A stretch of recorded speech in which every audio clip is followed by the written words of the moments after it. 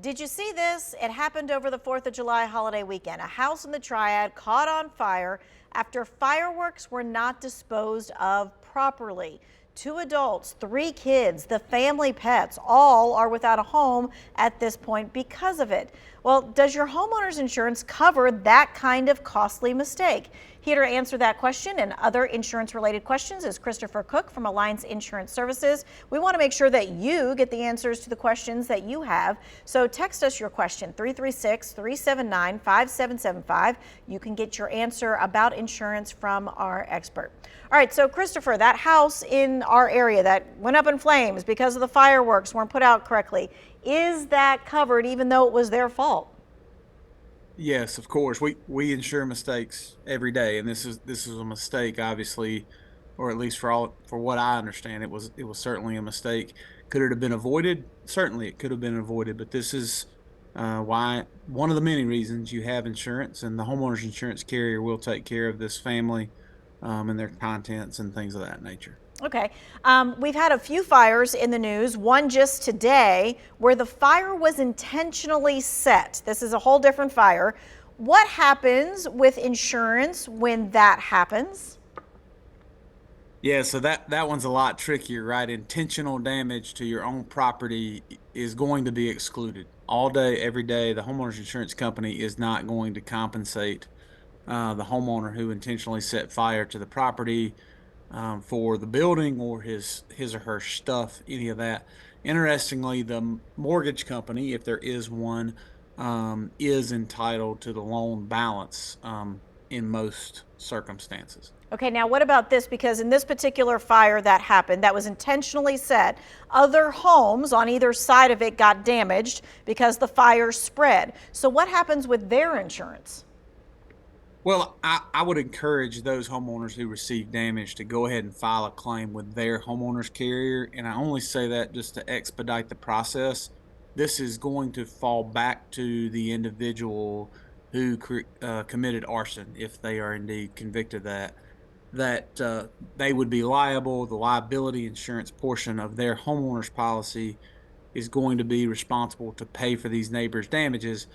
Unfortunately, liability claims take a little while to settle out. So that's why I say, hey, go ahead and file a claim with your insurance company.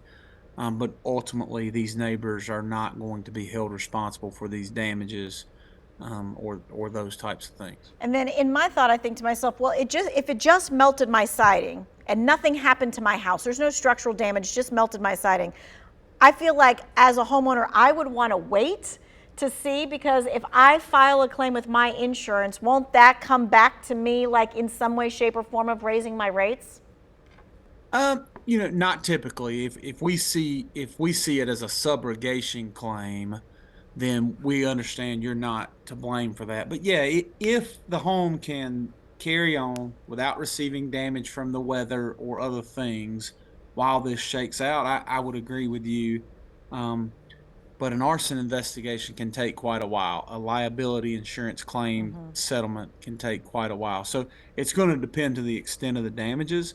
But ultimately, these folks should not have negative effects other than their time spent filing this claim.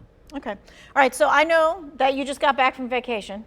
So I'm spilling your beans, just a little bit. You got back from vacation. Maybe you rented a car. Maybe you didn't.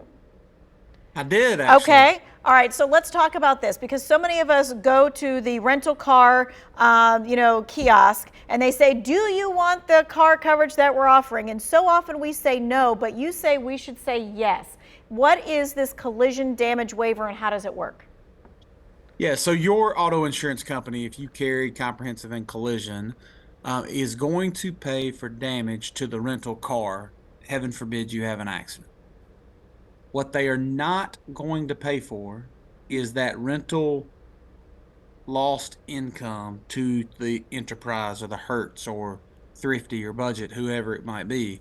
And so that's an exposure that folks just need to be very aware of. If they decline the collision damage waiver, and perfectly fine if you choose to do that, but if you have an accident, you're going to owe the rental car agency their lost revenue back. So say yes, I do want that collision damage waiver. Yes, however, you can check with various sources to see if you already have it. For instance, there are many credit card providers that offer that to all their customers. American Express, Capital One, and some others. I Discover, possibly, I can't remember all of them, give collision damage waiver coverage to their clients as a perk for being a member. Okay, but So you have to have made that that reservation for that car with that specific credit card. that's right. Yep. Yeah, and you probably need to call and ask them about that ahead of time, right? Yep. Yep. I Okay. would. Okay. All right. So what we're going to do is we're going to be taking your questions when we come back. 336-379-5775. We're going to need to put that number up there so folks can see it. And we're going to be talking about car insurance because it's gone up over the last couple of months for sure, and what we really need with it. That's coming up next.